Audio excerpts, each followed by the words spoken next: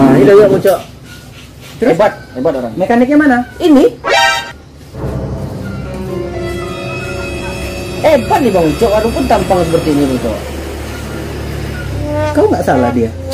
Bang Ucok tanya lah. Siapa nama kau? Doyok. Iya. Yaudah lah. Nama panjangan Saboy Bang Ucok tuh. Oh yo, Doyok Gonzales oh. Doyok Gonzales tuh. Udahlah, gini lah. Makanik luar kok Bang Cok. Dulu tuh awak ben Bang Cok. Bang Ucok tuh lah. Menambangin ban awak Bang Cok. Udahlah.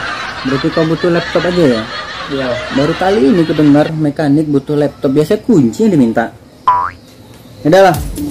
Tidak betul lecet dia. Sebentar nak. Anda percaya. Tapi jangan sampai-sampai di kampung nak, Yok. Tak. Malu dah nak kau. Ya, kecil dah. Hilang lah kau. Pokok masalah piti dan mampir lalu tu saya. Ya. Yo banabadi. Cuka, Yok. Apa tu, Yok? Tak boleh. Oh, Yok. Sabana bisa mengunik kau. Sabana, lamu mau di Jepang dulu benotto orang dulu Perlu ambil noto nanti kau.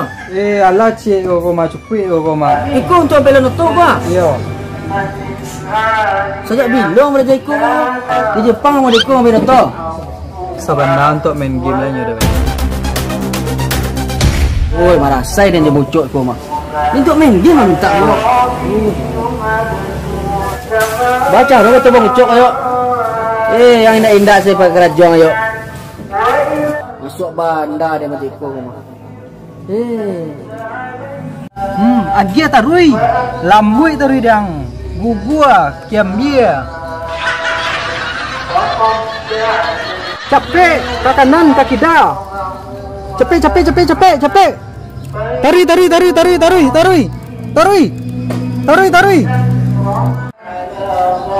Lama main game gua. Tarui. Kaki dah. Woi, Doyok. Yang merasa dan mengucuk mereka mah. Oh, sedang lama main game lu Main game kau laptop saya mati ya. Pakai mata batin dah dia nak pandai main laptop dah. Tak mati dan jangan Doyok. Woi. Bang Ucuk sudah pilih noto tu kawannya. Oto? Ya, dia menunggu di simpang tu jadi. Pai lai. Di bilo pai gini. Ini tu gini pai. Di. Lah. Kau nak bawa kau kan? Bawa lah. Ayo. Kau semana pilih noto tu yo. Yo. Dia nak berang mau Ucuk gawak yo. Jadi aman tu. Mau orang itu lamu panas Ucuk.